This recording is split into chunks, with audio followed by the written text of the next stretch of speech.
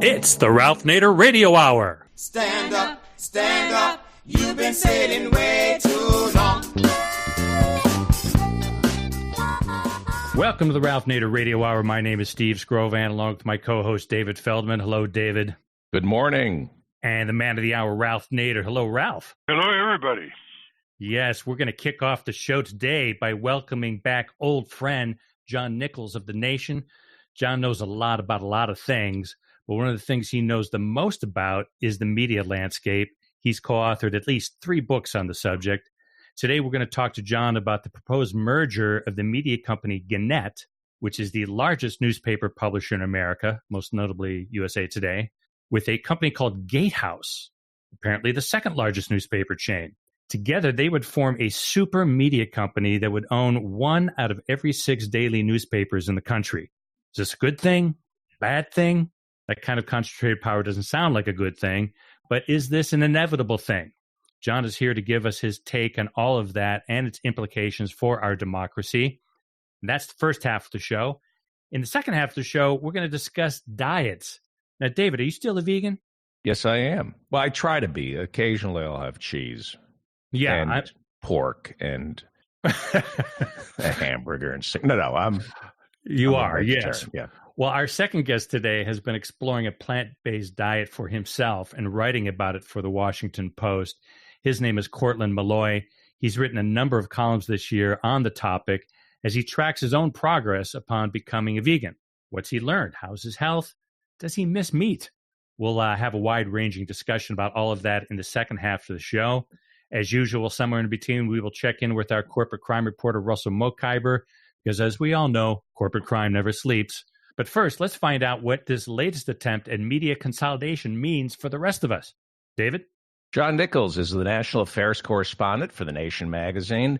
In addition to that work, he has also written extensively on media issues with co-author Robert McChesney, including Dollarocracy, How the Money and Media Election Complex is Destroying America, The Death and Life of American Journalism, the Media Revolution That Will Begin the World Again, and Tragedy and Farce, How the American Media Sells Wars, Spins Elections, and Destroys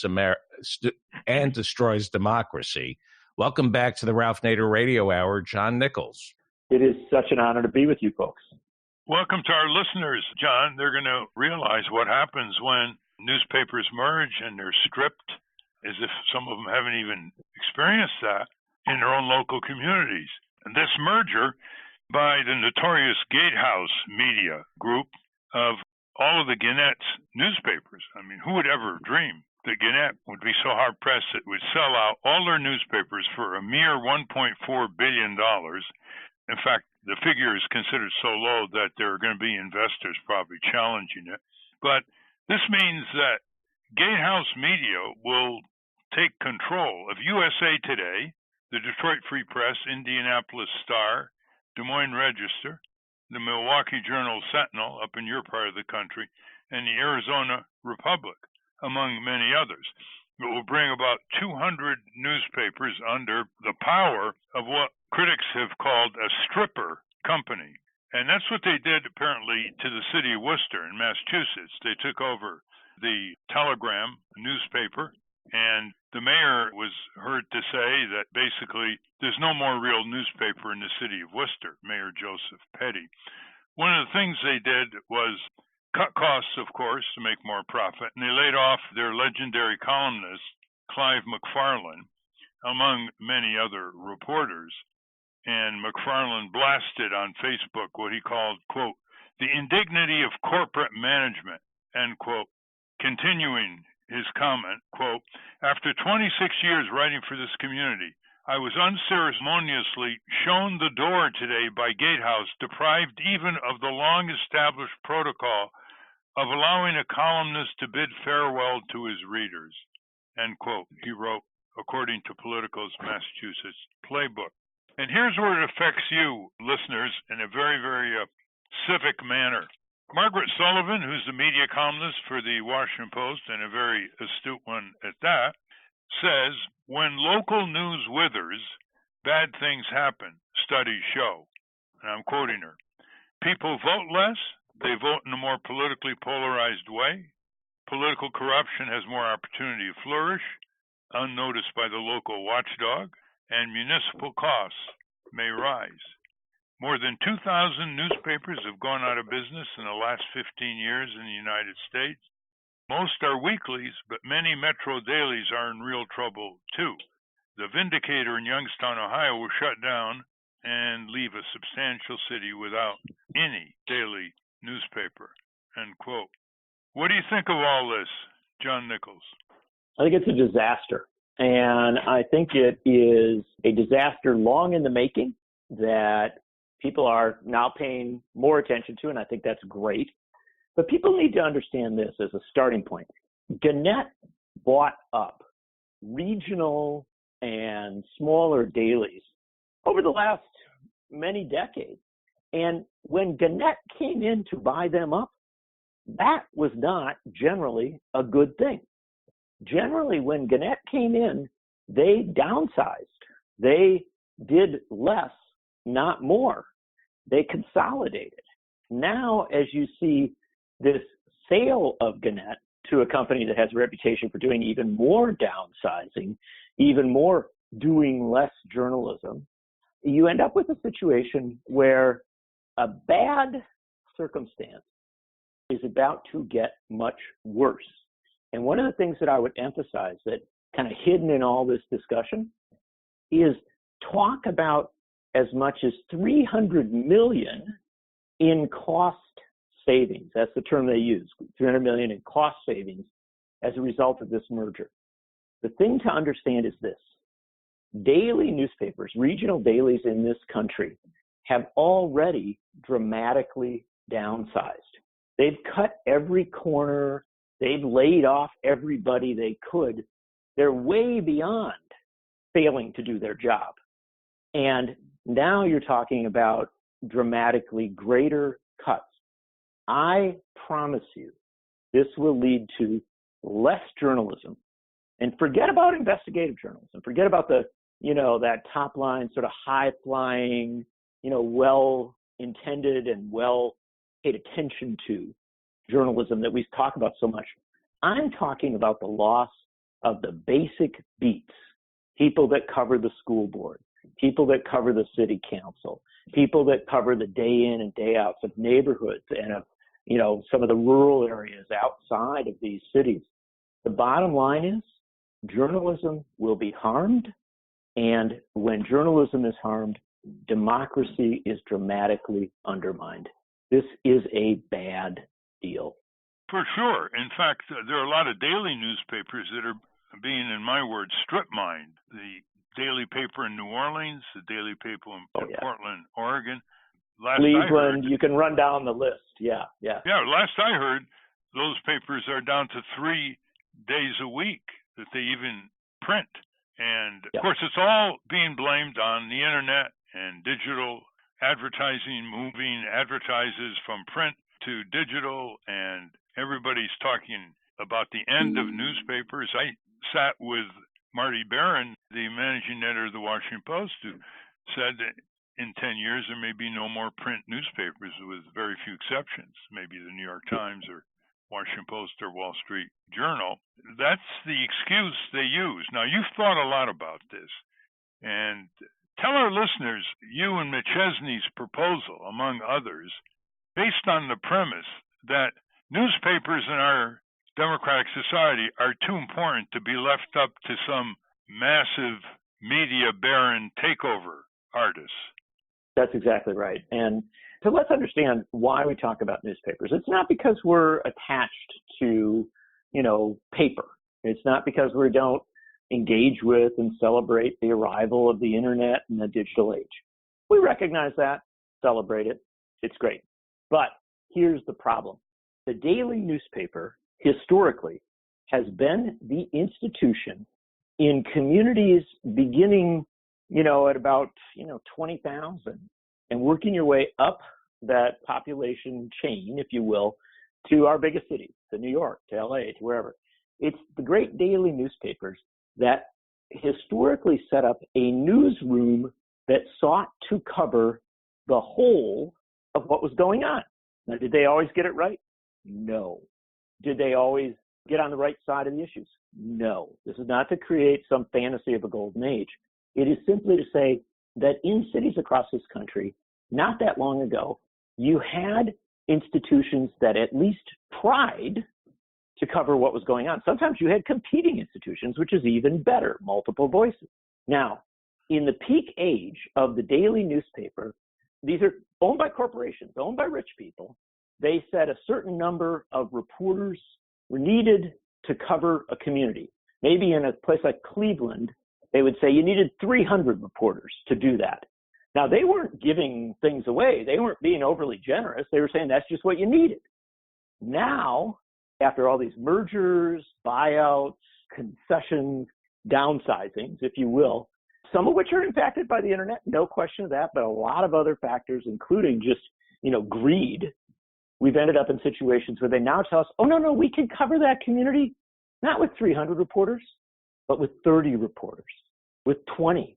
Some of these big newsrooms have been so hollowed out that all you've got is, people sitting at computers who are basically pulling together press releases at best.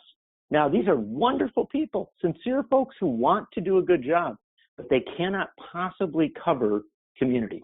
And so when you combine that downsizing of the main newsroom in a town with the consolidation of ownership of radio, because of the Telecommunications Act of 1996, which means the radio newsrooms have been decimated, with the dumbing down of local television, where they simply replaced a lot of reporting with weather and, some sports, you end up in a situation where communities across this country, big communities, are becoming news deserts. They literally don't have the coverage necessary to sustain a democratic discourse.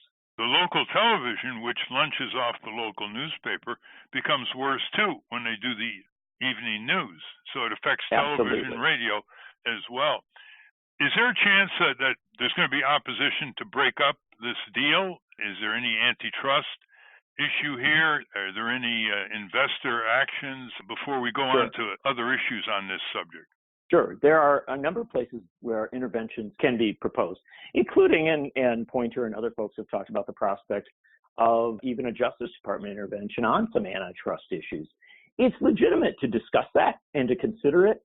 I have to tell you that this Justice Department has not impressed me with its commitment to antitrust or to journalism or to democracy.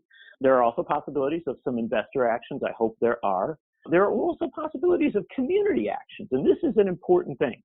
Communities that are going to be subjected to this, and in some cases whole states, in places like my state of Wisconsin, Gannett is a very, very, very big company that owns papers in a lot of places, not just Milwaukee. They ought to be talking about this. Governors, legislators, and others ought to be saying, along with mayors and city council members, we're not satisfied with a downsizing. We're going to watch this. We're going to monitor it as a threat to democratic discourse in this place. And making noise about mergers like this, whether there is a official intervention by Justice Department or by anybody else on antitrust or anything like that, making noise is the critical thing. Letting people know that this is not natural. This doesn't just happen. This is multinational and national corporations cutting deals that sacrifice journalism in order to make bigger profits. And that needs to be discussed. Tell our listeners what Thomas Jefferson said. Well, Jefferson said if you had to choose between, a free press, I'll paraphrase slightly, a free press covering our politicians and our politics versus our politicians and our politics, I'd choose the free press, because you can't have it. You can't have a democracy. You can't have a democratic discourse. You can't have governance that represents and extends from the people unless you have a lot of freedom of the press, a lot of journalism, a lot of discourse. And James Madison also had a wonderful line on this. He said, if you don't have this free flow of information, if you don't maintain it, then quickly you will degenerate toward tragedy or farce or both. We're talking to John Nichols, national political correspondent for The Nation, a Verso author, and he also works in Wisconsin and Madison. John, it really comes down also to two things: local philanthropy, because local philanthropy can certainly step up and restore some of those weeklies, if not the daily. And the readers, they can buy dailies, sure. Yes, and the readers themselves. Now, let me give you an example. Warren Buffett, a few years ago, bought a whole series of weeklies in places like Virginia because he thought, while the digital revolution is going to wreak havoc on international and national news, local news cannot be replicated by the internet. It has to be produced locally. So everybody said, well, Warren Buffett, major investor, genius, foreseer, that's good news. Well, Margaret Sullivan quotes him, and it looks like he's had a change of mind. And he said, the local newspaper business is toast. So I've seen this in New England as well. Part of it is how active and demanding for their own newspaper are the readers. In Brattleboro, Vermont, there's a regular daily paper, so-so, but there's a vibrant community-based weekly that's quite thick. And it's been around for over a decade because the readers demand it. In places in Connecticut, they've lost their weekly newspaper, and it's very easy to resurrect it.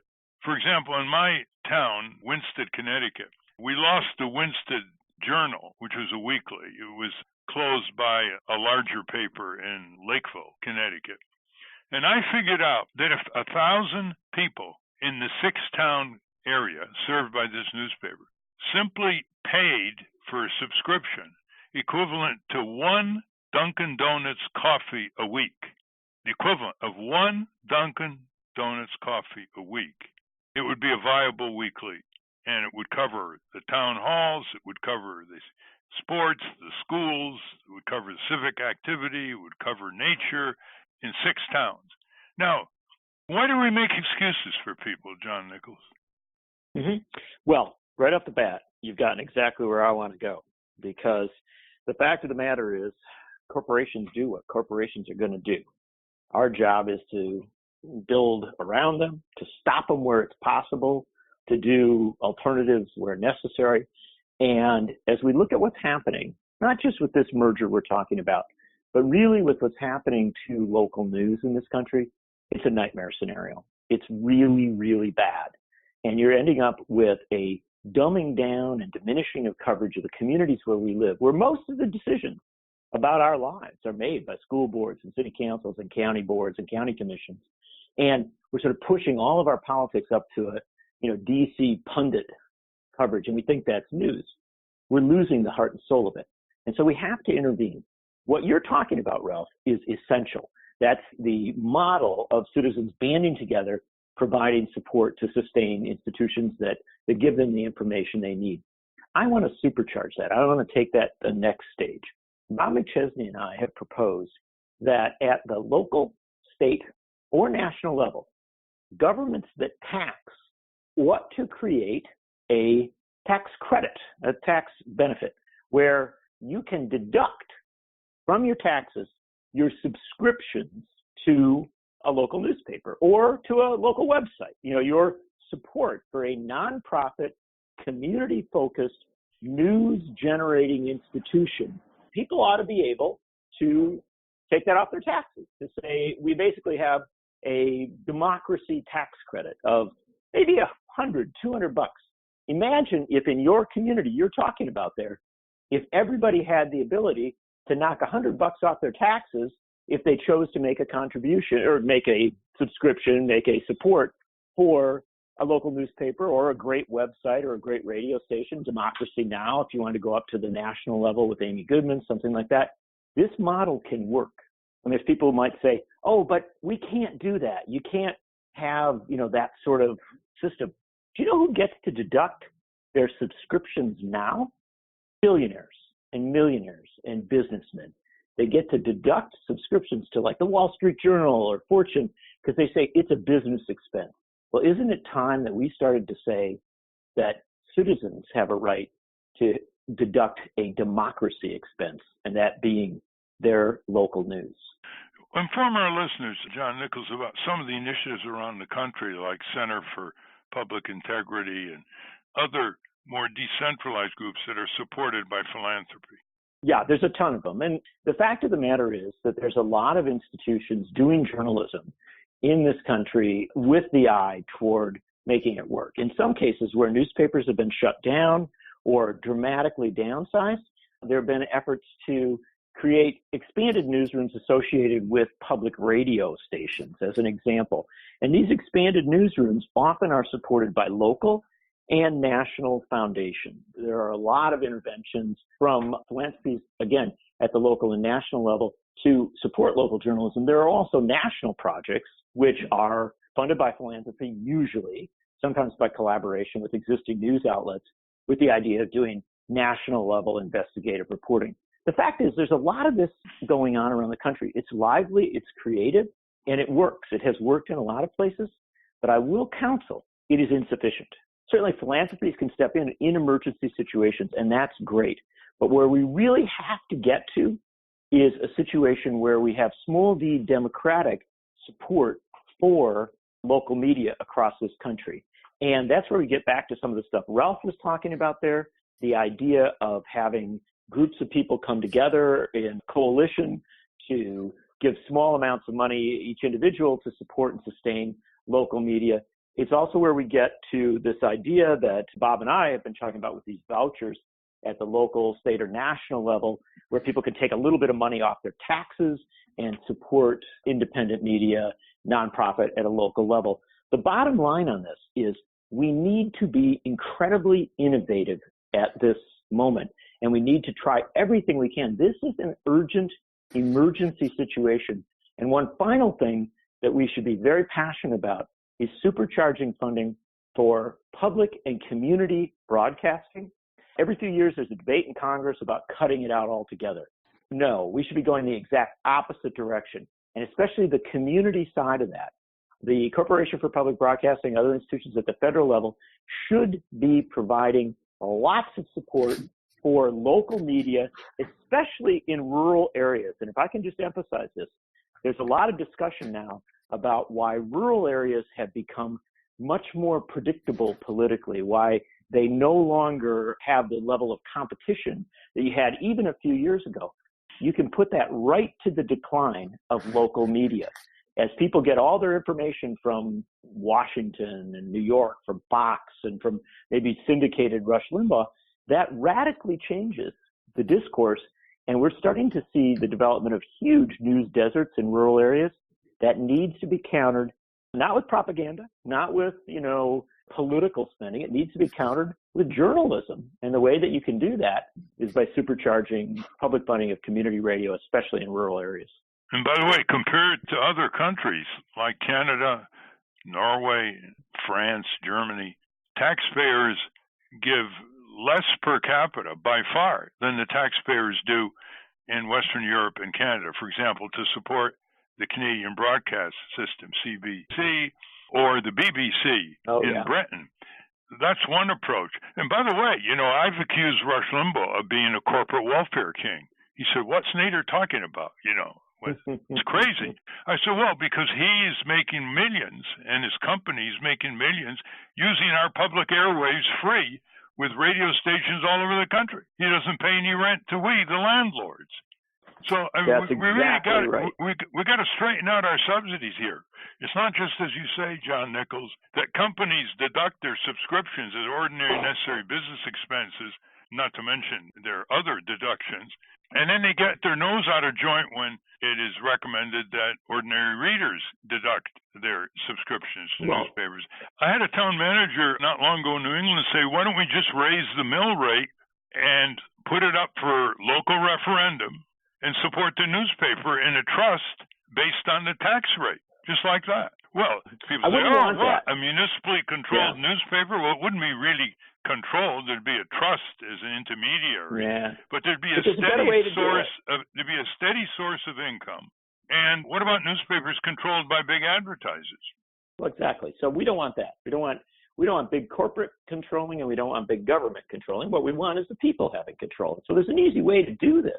And again, that is tax credits. Let the people make their commitments and then let them get a bounce back on their taxes. Let them get a slight reduction in their taxes because they're supporting democracy-sustaining media. And let's not worry about the fact that some of them will support conservative media and some of them will support more liberal media. But by and large, especially in rural areas, you're going to see people, I believe, support media that simply tells their stories, that goes out and does journalism. And so the thing is, there are models here that can work. This is not hard. The problem that we've got is the discussion about the future of local journalism is largely being run through the corporate sphere, and it's largely being left to the quote-unquote market.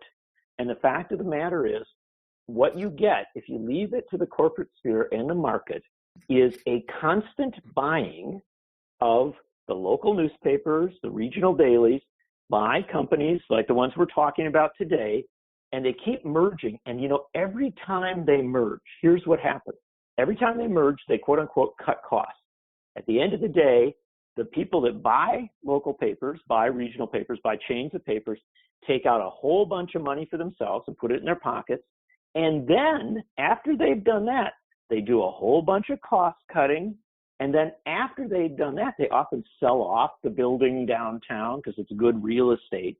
And once they've stripped all of this out, right, and pocketed all this money, then they say, oh, well, we're going to sell it again.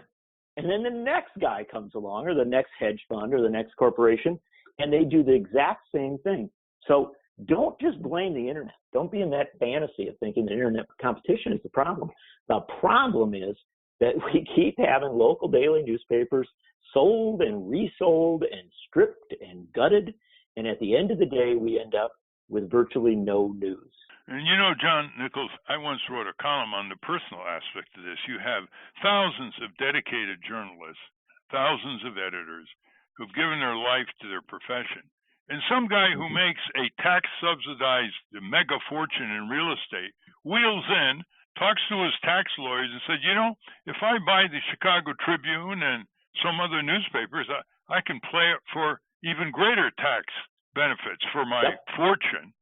And in the meantime, all these people are just laid off, they're fired, their work is curtailed, and they don't have a single say in it. That's corporate managerial capitalism. And it's also the community doesn't have a say either. And so we end up in this situation where we lose thousands and thousands of years of experience and knowledge, that which the journalists have, and people who are really passionate, willing to work at not very high pay to go out and cover the stories, to speak truth to power. You lose that. And then also, right, the community itself loses a escape valve. Because what used to be the way that we dealt with a problem, if you had a problem, right, you said, I'm going to call the Pitt newspaper. I'm going to tell them to go cover this story. Yep. And this was an incredible check and balance on power. And in many parts of the country, we're losing it. Well, there are two other things that listeners might be interested. There was for a number of years, starting around 1940 in New York City, there was a newspaper called PM, which was basically owned by its staff, its workers. Yep. And it was a great investigative paper for over a dozen years before it closed down. I don't know what the reason was. But about the Weekly Reader, the very vibrant weekly paper in Chicago, that was about to fail. And a philanthropist, Leonard Goodman, took it over, and it's thriving. So there are these models around, but it's not what's called community steady-based all over the country. There aren't a lot of these philanthropists around that will support these newspapers and not interfere with them. We don't have enough billionaires. Yeah.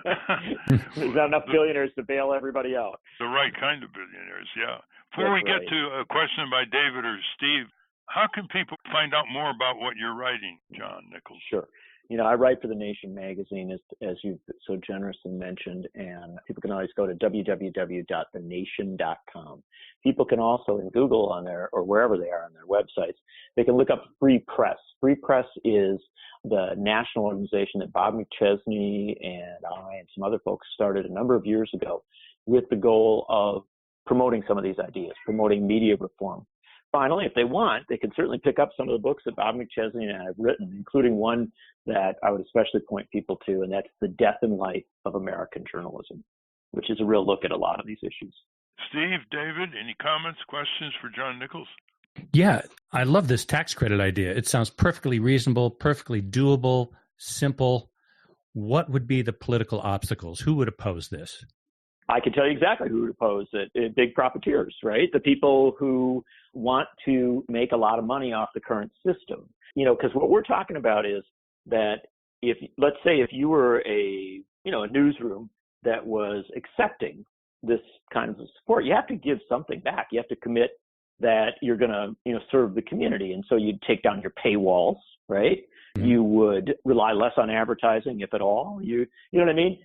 And so that's a real change in the system. And so you might have some resistance from some folks. But the fact of the matter is, local journalism is dying at such a rapid rate that I think the political balance is now on the side of plans and ideas like this. And so what do we need? We need political leadership on it. We need candidates for office to step up and start to talk about not just what Bob McChesney and I propose or what Ralph Nader proposes, but to talk about a creative palette, if you will, a host of ideas that might get us out of this circumstance and make it a part of our discourse. Bernie Sanders, to his credit, the other day in an article for the Columbia Journalism Review, did begin to do that and talk about some of these ideas. And I give him tremendous credit for that beginning, but I emphasize it's only a start. We need our political leaders in both parties across the spectrum to be debating about how to save local journalism, how to save local news across this country. And as a part of that debate, they do need to be talking about these mergers and things, because that's not moving us in the right direction. David? So kids are still going to journalism school, right?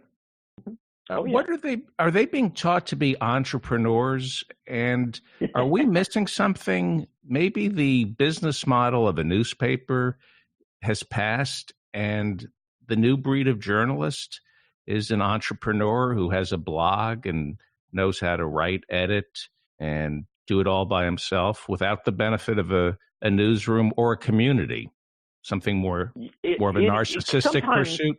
To some extent, there's some truth in that, and some people have done reasonably well. But Bob McChesney and I have studied where journalism jobs are, and what we ascertained this a few years ago, that for every 10 paid journalism jobs that were lost, you were getting about one, maybe one, in a digital setting. And that might be within a bigger digital newsroom. It might be the blogger. It might be something else. But the end result is we're not getting a replacement. And here's where that problem comes in.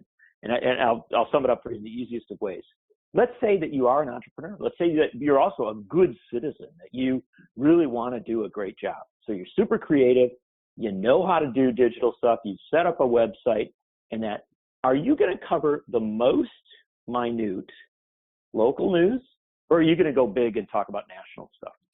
Well, because you need clicks, right, and you need traffic on your website, you're going to go big and go national. And as a result, local news still suffers in even the most creative and entrepreneurial models here. To get good coverage of our communities, we're going to have a host of other interventions. And some of those interventions may well sustain the young, creative person who wants to cover the hell out of their community. But here's one of the things that we learned. I talked to a lot of people coming out of journalism school. They're filled with enthusiasm. They're filled with idealism. They're ready to work, and they're frankly ready to work for relatively low pay, painfully low at some times. But at a certain point, they get a little older. They want insurance. They want health care. They want, maybe, a little bit of security. And at the end of the day, the terrible loss is, as these great young journalists kind of get out of their 20s, move into their 30s, maybe get married, have kids. And so often we see them just say, I want to do this. I love doing this, but I can't sustain myself. And so we need to find ways that people who want to do journalism can make a decent living at it. on that point, we're out of time, unfortunately. Thank you very much, John Nichols, and I hope you'll keep informing people on how to stop this merger between GateHouse and Gannett, because over 200 newspapers, maybe 1 out of every 6 daily newspapers in America, will be controlled by these strip miners, and the people in the community see it right away. The paper gets thinner, columnists, news is less, ads are swarming over, just clearly a strip mine operation, and that's what they have ready for the Milwaukee Sentinel and the Arizona Republic. And I wonder what they're going to do with USA Today, which is all over the country, the arguably biggest circulation newspaper in the country. Thank you very much, John Nichols. Thank you so much for having the discussion. I'm glad we're focusing on the GateHouse and Gannett merger, but also on these broader journalism issues. And if I could just close out by saying that Ralph Nader has been talking about and focusing on these issues since before Bob McChesney and I started taking it up. And so it's a real honor to be a part of this discourse. Thank you very much, John. We've been speaking with John Nichols. As always, we will link to his work at ralphnaderradiohour.com. We're going to take a short break. When we come back, we're going to be speaking with Washington Post columnist Courtland Milloy about the efficacy of plant-based diets. But first, let's head over to the National Press Building in Washington, D.C. and find out what our corporate crime reporter Russell Mokhiber is finding out. You're listening to the Ralph Nader Radio Hour. Back after this. Welcome to From the the Ralph National Nader Press Radio Building in Hour. Washington, D.C., this is your Corporate Crime Reporter Morning Minute for Friday, August 30, 2019. I'm Russell Mokhiber. A patient in Illinois is the first to die of a mysterious lung illness linked to vaping. That's according to a report in the New York Times. The death occurred as doctors and hospitals nationwide report an increasing number of vaping-related respiratory illnesses this summer. 193 cases have now been reported in 22 states, including 22 cases in Illinois. They have been stumped in recent weeks by the cause. State investigators have not found a common link other than vaping in general. Together, they would form a super media company that would own one Officials out of don't every know 6 whether daily the ailments newspapers have in the been country. caused by Is this a good marijuana-type thing? products, Bad thing? e-cigarettes, That kind or of some concentrated powder type of doesn't sound like street a good concoction thing, that was but vaped, is this an or whether inevitable a thing? contaminant John is or here to give us his defective take on device all of that may have and been its involved. implications for the our Corporate Crime democracy. Reporter, I'm Russell Mokhiber. Thank you, Russell. Welcome back to the Ralph Nader Radio Hour. I'm Steve Scrovan, along with David Feldman and Ralph. Late last year, our next guest got into a food fight. He was fighting with himself in a battle to get fit.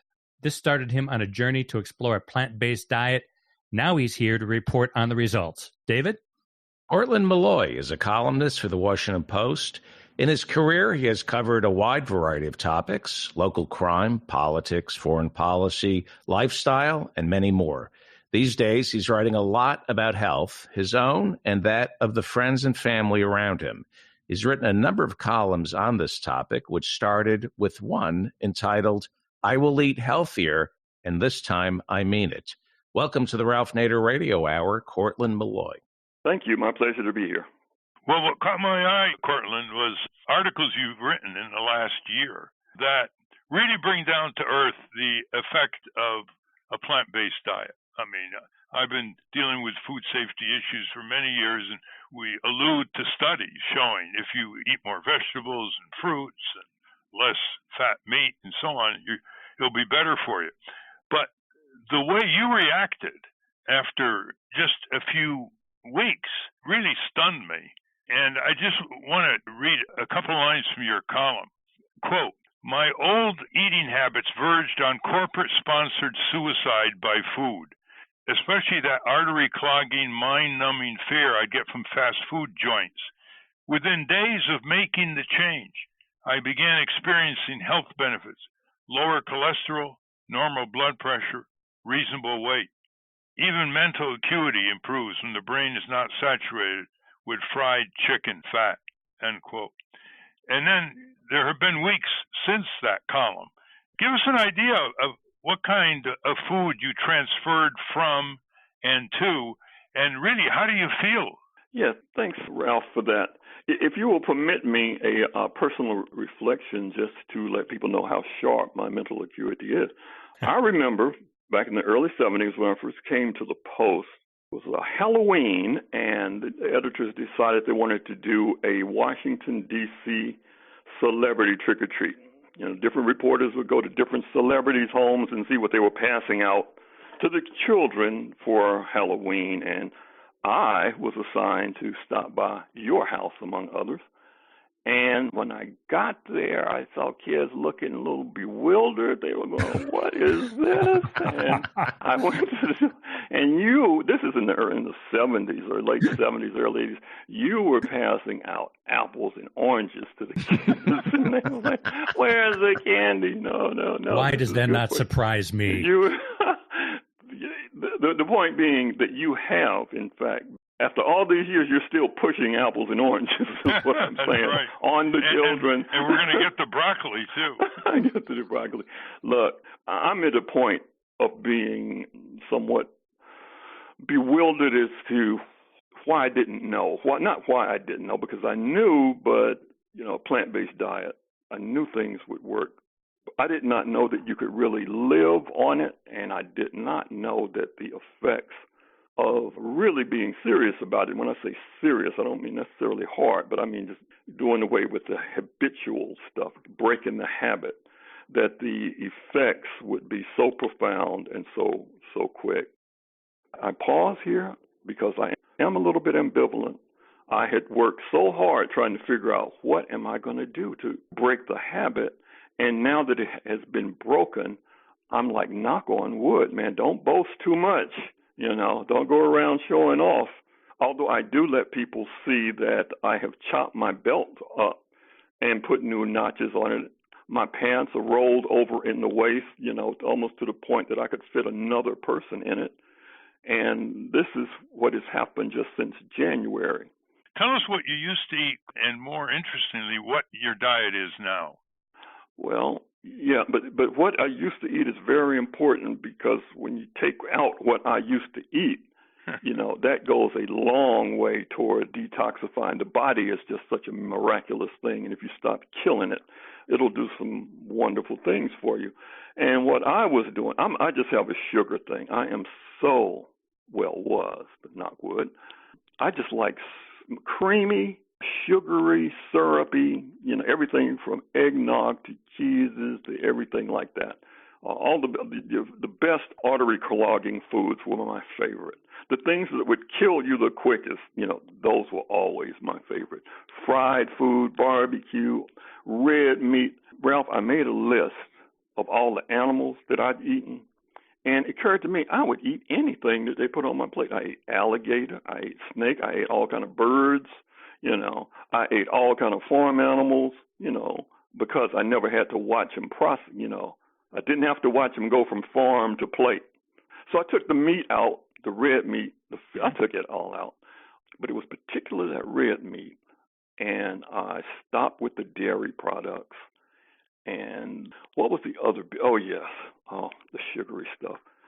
My dessert. I love coconut walnut cake. Oh, God, I thought I was going to die if I couldn't eat that again. But I found that you can do plant-based things that are just as tasty. So basically, I got rid of the sugar, much of the salt as you can, much of the fat, much of the blood, stopped eating animals, and brought in beans, rice, legumes, corn, things with roots on them instead of legs. That's basically it. You actually finally heeded the admonition of your mother, who, by the way, championed a vegetarian fruit diet yes, for years. Did. You didn't listen to her, according to your column, and now you even are relishing broccoli. Well, I will not gag on broccoli. Look, broccoli is the broccoli that was being served. My mom was serving back in the 50s. It was that oily crap in a can, to be frank. And you pour it out and you look at it and it's like, oh, these look like snails. So, over time I see that there's a different broccoli. I still have a deep psychological reaction to it. So it's not my favorite food, but, you can disguise it in things and I will eat it.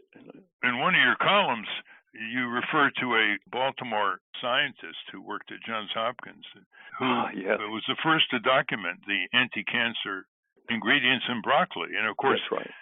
There are all kinds of beneficial natural ingredients that reduce people's chance of getting all kinds of diseases, which you've pointed out. You had an article once recently where you say, how often do you see fruits and veggies on billboards? The answer depends on who you are and where you live. And you talked about someone who lives in Rockville, Maryland, whose name is Eric O'Gray. Tell us about him. Eric. Yeah, Eric is a fascinating guy. Talk about almost killing himself. Eating. I remember he described to me eating, like, can eat 3 large pizzas at a time and things like that. He was so big. Now, he's not a tall guy, 5'6", but he'd blown up to almost, more than 300 pounds. But what stopped him was trying to get a seat on an airplane because he was a salesman and traveled. And he noticed the look on people's faces when they saw this big dude walking down the aisle, and everybody was going, oh, he could just read it. Oh, no, please don't let him sit by me. And then he sat and couldn't get the seat belt around him, and they had to go get an extension off of another plane, so there was a delay. And he said the humiliation, it took that kind of humiliation. He says no more. So he went from just guzzling down food to plant-based based on what a doctor, he finally came across a doctor who would not say, let me cut out part of your, intestines. Let's see if we can do this another way. And now he's down to he just runs marathons. He's qualified for the New York City Marathon. It all started, by the way, with walking his dog. That's what his dog's name, Walking with Petey. And he couldn't, do much exercise, but he could walk his dog. And the dog, he got a rescue dog. That's what it is. And walk the dog to good health. That's it. So, yeah, it's miracles are happening. You quote him at the end of your article. He said, I've seen fast food ads followed by ads for pharmaceutical products, medications for conditions caused by fast foods in some cases. And those commercials are sometimes followed by ads for lawyers involved in class action lawsuits against the pharmaceutical companies. It's a circle of insanity. Why not just eat more fruits and vegetables? End quote. Yeah. And he's living proof that it works. Now, you've expressed concern. Listeners should know that Courtland Milloy is the chief writer on things going on that are not good in the District of Columbia. And you're concerned about the lack of nutrition among children and people who should know better. Can you elaborate that?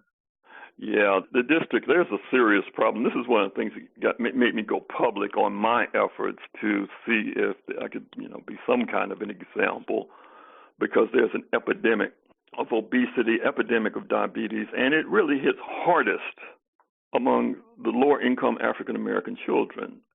And, God, it is really, to see kids going to school with potato chips and sodas for breakfast, because they live in what are called food deserts.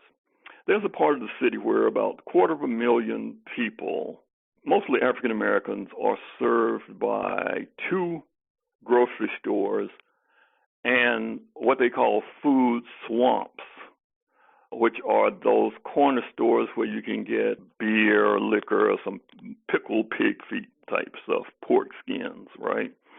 So nobody's going to starve, but they'll be in a dialysis clinic before you know it.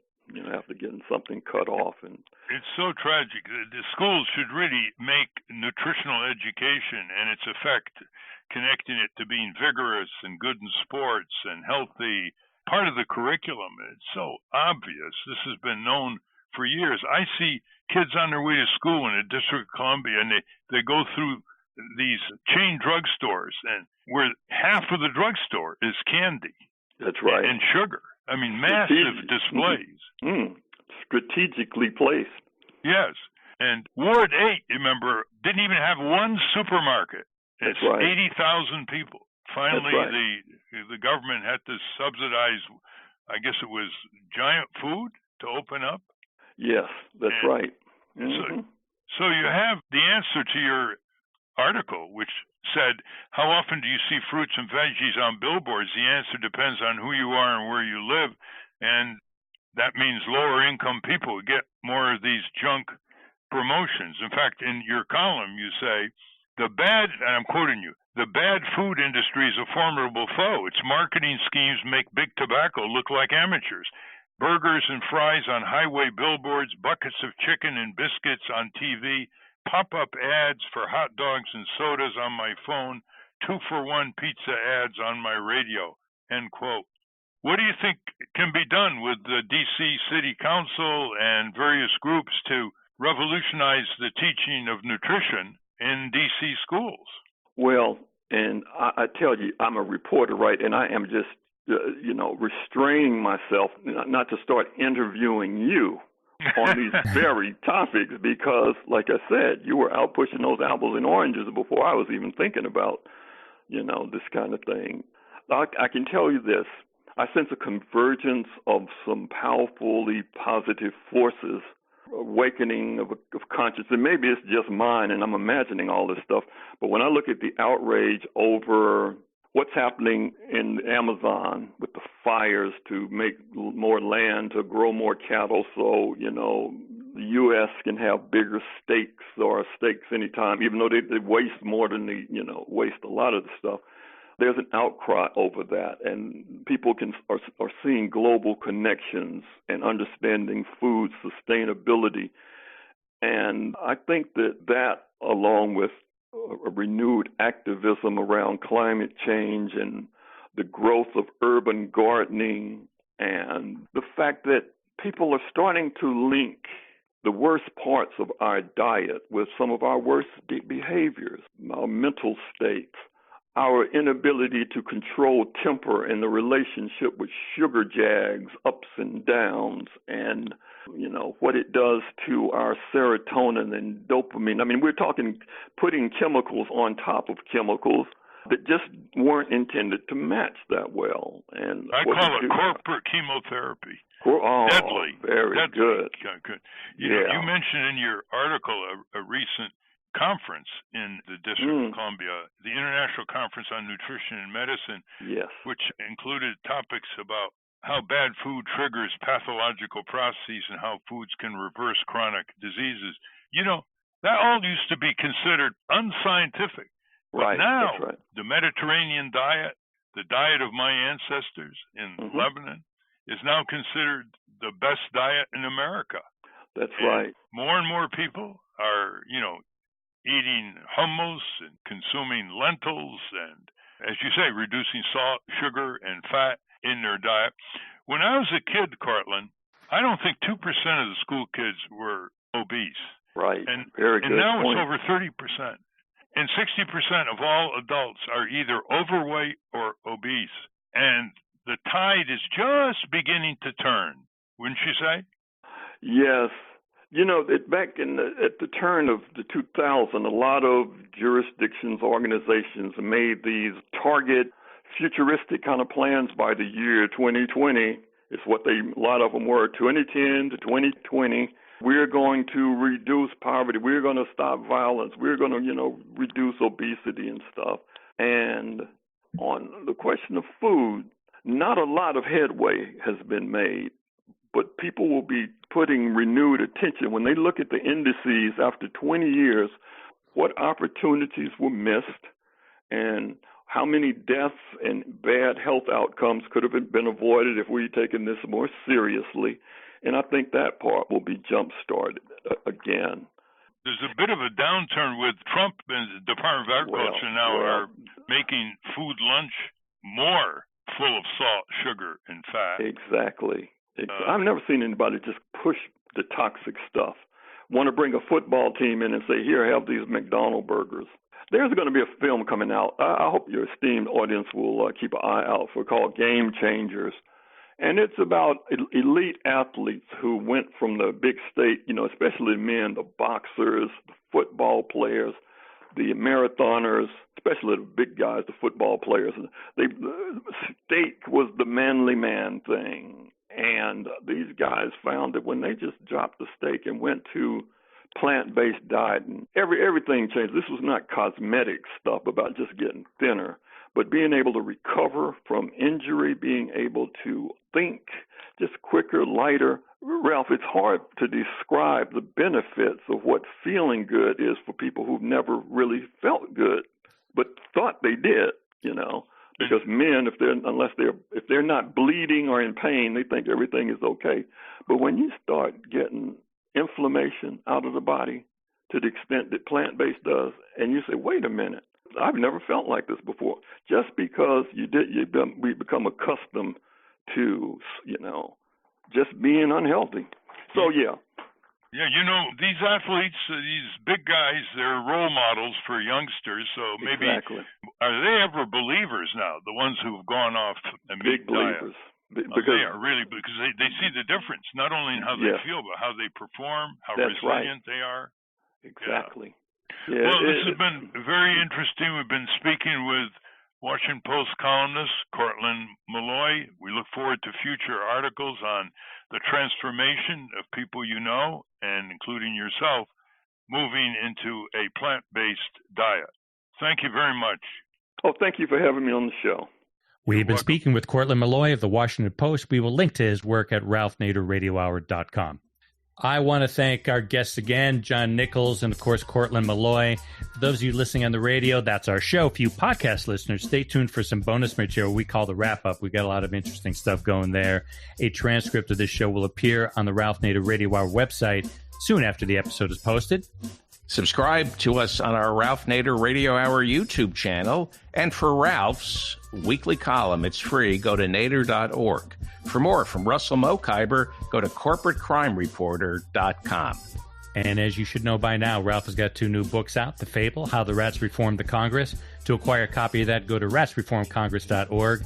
And To the Ramparts, How Bush and Obama Paved the Way for the Trump Presidency and Why It Isn't Too Late to Reverse Course. We will link to that also. The producers of the Ralph Nader Radio Hour are Jimmy Lee Wirt and Matthew Marin. Our executive producer is Alan Minsky. Our theme music, Stand Up, Rise Up, was written and performed by Kemp Harris. Our proofreader is Elizabeth Solomon. Join us next week on the Ralph Nader Radio Hour when we speak with Professor Tim Wu on antitrust in big tech. Thank you, Ralph. Thank you, everybody. And listeners, check out your local elementary and high school for nutritional progress. Hi, this is Jimmy Lee Wirt, producer of the Ralph Nader Radio Hour, and welcome to the wrap-up where Ralph, Steve, and David talk more with Courtland Milloy.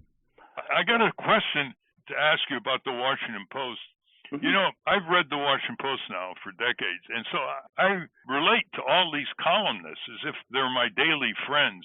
And I'm wondering if the Post can have a meet and greet a couple times a year between steady readers and writers like yourself. I mean, all these columnists have been around so long, and when you read them again and again, they become part of your life, but you never meet them. Well, maybe you should hold a meet and greet so we can come and, meet you. Either way, I think the Post will get a lot of good ideas, too. I recommended once to the managing editor that they should have a Postmobile go around the city, especially the low-income part, and just pick up stories, because they don't spend enough space on their metropolitan page on the district they have to deal with, Virginia, Maryland, that is profound. That is profound. And it would be a good idea.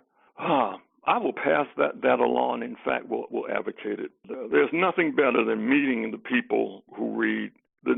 Newspapers are having a tough time adjusting to the new technologies because of, advertising.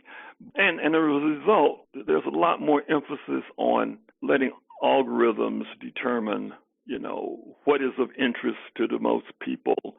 And, as you notice, Trump sucks up all the air. For bad as he is, in my view, he's good. He helps pay some media bills. He can generate the outrage and stuff, but that gives a skewed view of who we are as a people. And I think having being in touch with real people would be a very good thing. Just to give an example of what you're saying, I must have told Post editors this for 20 years.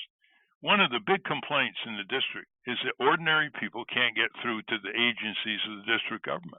They just can't get through. They're put on hold. The line is busy. They just can't get their business done. So I said, you reporters on the Post, you can get through because you're reporters.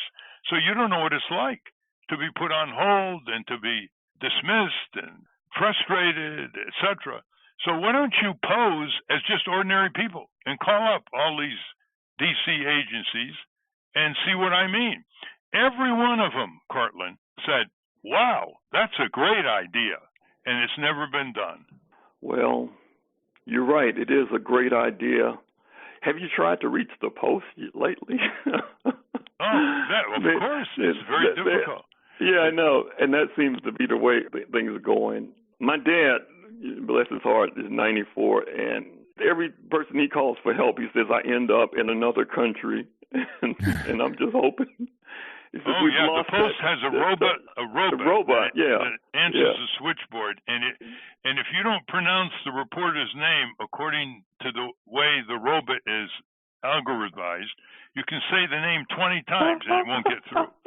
You try being from the deep south like me and saying something, slur a letter, and you won't be able to reach your best friend in the newsroom.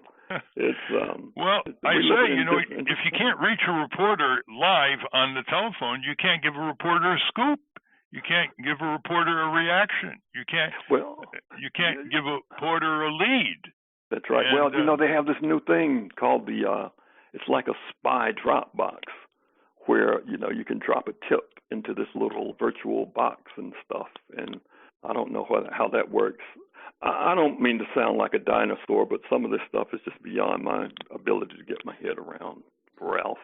Well, it's happening to everybody. They cannot get through to reporters. If I want to call Dana Milbank, he has a voicemail, but after I put the comment on his voicemail, he tells us that he doesn't really check his voicemail very often and that we should email him. Well, then you email, and then you get into the massive flow of email and spam, etc. I know. Is there anything, Steve and David, you want to know about the goings-on in the District of Columbia? You've got the columnist on it. I don't know where you are on statehood. Look, what's happening here is happening all over the country in some parts of the world. We're breaking off into have and have not country at extreme levels now. And, people wonder, well, so what difference does that make? Well, it makes a lot of difference. And not just for the poor, who you almost never hear about. We're trying to save the middle class, but to some extent the poor are almost being written off. But it's not just the poor. When you have these fractures in a society around, paper, around money, you lose connections with people, you lose richness and vibrancy. And the human being, I really believe, was designed for community. And when you don't have that, you start having all kinds of problems associated with isolation and mental illness, and not just fake mental illness. We look at, people having some serious problems coping, to the point that many are taking their own lives, or many are just giving up, the hopelessness and despair, which has not been helped by this current administration. The quickest way to turn it around is to get a garden, start growing some really good, healthy food, get back to the earth, share some of the food with your neighbors, have a conversation, and we have to sew up this frayed social fabric one stitch at a time. It's come to that. Well, Franklin Roosevelt told the American people during World War II to plant victory gardens, and millions of people planted victory gardens and were introduced to fresh fruit and vegetables, grains. We don't seem to have that kind of community leaders anymore in politics, even though it's easier than ever to reach people. All he could do was reach them through radio. Right. And our whole concept of what we're at war with, we're pretty good at externalized enemies, although, we've been at war so long in so many places. I just, wonder what the point is now. But we have a genuine war going on with ourselves in this country. You nailed it with me. What Steve said, starting out, that I was at war with myself over this thing. And, how do people win a war against themselves, and there's only one way. And I think you preached this, with your message all along that, we did in the 60s, remember that love trumps war. And we have to learn to love ourselves, love our neighbors as we would have them love us. I mean, it's kind of corny now, but we're at that point where anything else is getting us the results that we're getting. And we've got to restore the whole idea of community and neighborhood. Everybody's now looking at screens with few exceptions. They just look at screens. You know, walking down the street in D.C., Courtland, I have to help youngsters because they're looking at screens. They're crossing the street where cars are going. I say, hey, wait. They don't look up anymore. And you're seeing the consequences of that, too. Pedestrian fatalities are up. Anyway, we've got some issues, but they're not unsolvable. You know, they're very solvable. You've been preaching. The thing is can we maintain, can people maintain, you know, sustain these efforts the way you have over the years? Because that's what it's going to take. We're in this for the long haul. We didn't get here overnight, and the forces against change and good health are formidable. And, you know, you've got a great person in D.C., Edgar Kahn. I'm sure you know him. Yes, Edgar. And he once wrote a book. He said, no more throwaway people. And he's such an expert on building community, the time dollar projects around the country. And I almost never see him on district TV, radio, and never hear him on radio. Don't read about him in the Post. If we don't take advantage of people who know what they're talking about, who have lived it, who have built it, who talk about policy and then get their hands down at the grassroots level, how many times do we have to reinvent the wheel? Jean Carper was on Phil Donahue's show over 30 years ago. Her book was called Food as Medicine. Yes. We're not laughing at her anymore. Yeah. And that's the sad part about our celebrity society. We will, you know, I mean, our president is a celebrity, became president because he was a celebrity. And the people that of substance, we tend to want to wait until they're dead before we give them the flowers. You know, when it comes to where we are with climate change, with sustainable food, we don't have time to waste like that anymore. So. And as you say, it's in our hands, but first it's got to be in our minds. David, Steve, any comments or questions? Well, Courtland, I have a pitch for a column for you.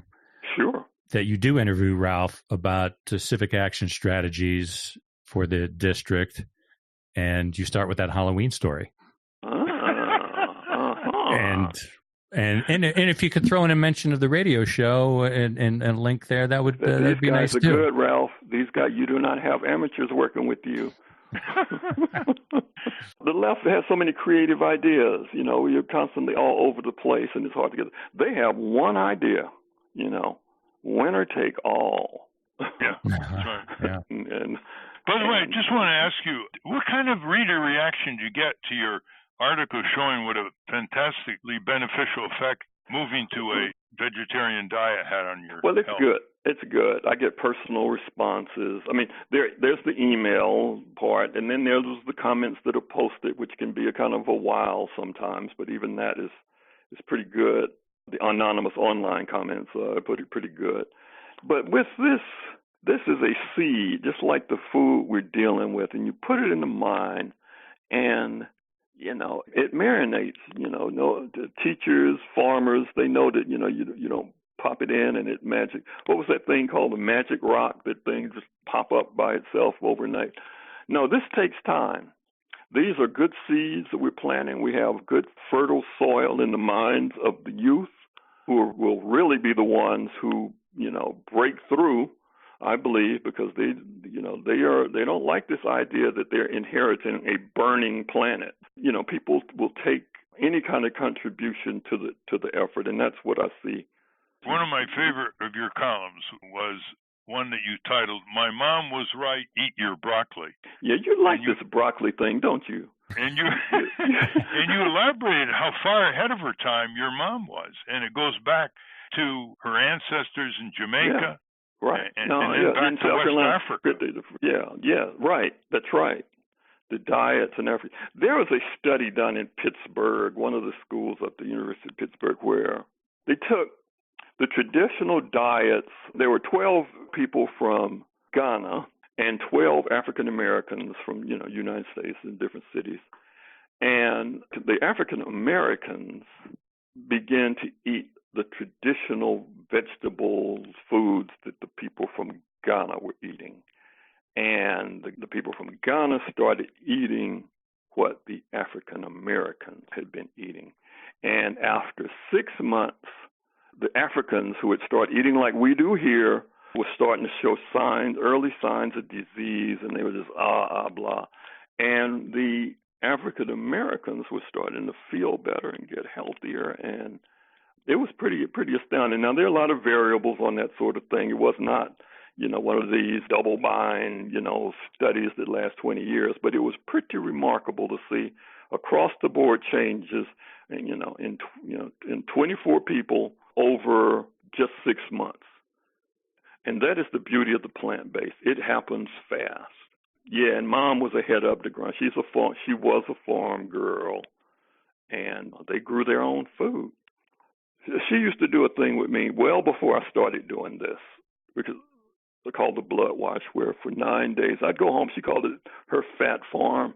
I'd go home to Louisiana, and people say, "Oh, you're going to eat that good New Orleans Mardi Gras stuff?" And I'd say, No, I'm going to eat raw fruits and raw vegetables for 9 days. No dressings, none of this stuff. Just eat like a cow for 9 days. And it was like, holy moly. I mean, I transformed, but it was, I didn't have a plan. You can't do it. It was too severe for me at the time, but she knew that this would do all kind of things for you.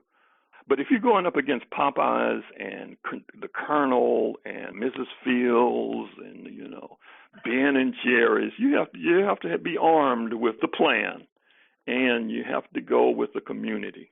It's very hard to beat this stuff by yourself. Even if you have a heart attack and the doctor says, "Oh my goodness, don't smoke anymore," or, leave those pork chops alone. People still can't do it. They say, "Well, give me another stent. Take out this vein and run it up to my heart." Well, the earlier you get to a child, the easier it would be. I mean, my mother, when she caught us eating what is now called junk food, she says, "Why are you turning your tongue against your brain?" Wow, look at that. Turning so, tongue that really stuck. Yeah, but it helped that she gave us tremendously delicious recipes, heavily with fruits and vegetables and grains. People are not going to keep eating. That's a very good point, Ralph. People are not going to eat stuff that they don't like. They're just not going to do it. Well, that's the great thing about vegetarianism. It started out, they didn't pay much attention to taste. Now they're incredibly delicious recipes and books coming out, cookbooks of it. That's right. People have to give themselves it. Just give yourself 3 days to detox off of that other crap. It'll be a little uncomfortable for a while, but I tell you, when you do that and then you start to taste the real flavor of food, taste that you didn't know you had. There's so many kind of plants, so many different tastes, but we don't taste them because our taste buds are coated in, gunk. David, are you drooling by now? You have this vegetarian diet, don't you? Well, yeah. Oh, him. Oh, yes. Have you tried the Impossible Burger? No, I have not tried the Impossible Burger. I'm not trying to tease myself. I don't drink near beer or almost anything because I don't. I'm just from January, right? I'm trying to create as much distance between myself and this whole idea of anything that tastes like it. People say, "Oh man, it tastes great, tastes just like." Well, my mind does not go for taste like too long. If the Impossible Burger tastes good, then the real cow is going to taste better. And which is just talk about self-delusion. But I do not argue against the Impossible Burger because it is progress. Yeah, the only downside to it is it's being served at a fast food restaurant right now across America, and I haven't had a Diet Coke in years. And along with the Impossible Burger, I go, I should have a Diet Coke and some fries. That's right. And I walked out feeling horrible. And apparently they also decided to use GMO soy. Well, see, now there you go. There's, we know more about that than it's being let on to, and there are some problems with those things. But I won't get into the science. I mean, it's not killing things, but everything that's marked vegetarian, you kind of want to read the fine print And the more ingredients on the package, probably the less. If you can't pronounce it, stay away from it. Right. So but what you mentioned, there's near ice cream. There are a lot of changes. The food industry recognizes that this is a movement that's gaining steam, and as is always the case, they see dollar signs. So here we go. Buckle up. They see it, and they're trying to get ahead of it, and they're buying up some of these smaller companies. Right. But there's nothing better in people, if they can, to grow their own food. Do you remember the farm in the middle of the District of Columbia? Yeah. And people would go, and they would plant these crops and harvest them. Do you know what that space is being used for now? No, what is it? I think it's the Department of Homeland Security. Well, I'll be darned. I'm not sure, but I read about it when they closed the farm down, and they had to take over another building for the Department of Homeland Security. That bears verification. But I went to that. It was about an acre or two, right in the middle of the District of Columbia. Yeah. How ironic. Department of Homeland Security. And we've never been more insecure around food. People are hungry and malnourished. The breaking down of community and self-reliance. Mm-hmm. I should mention, I know we have to wrap up, but I should mention that because of Ralph, my mother gave out apples for Halloween. And I said, this is ridiculous because they're going to think you put razor blades, Ma. And I sat at the end of the street watching little kids. I was about 13 or 14. And these little kids would show up. They'd get the apples. My mother would shut the door, and they would throw the apples at the house. And there are still stains from above the door. And I'll think of Ralph every time I... Yeah. Well, Ralph is in cahoots with the Big Apple lobby. Yeah. Yeah. So your mother used to go on Phil Donahue and teach people. Yeah. Yeah. She ruined our Halloween. And the paint in front of the house. And that's a wrap. Join us again next week on the Ralph Nader Radio Hour. Until next time. Stand up, you've been sitting way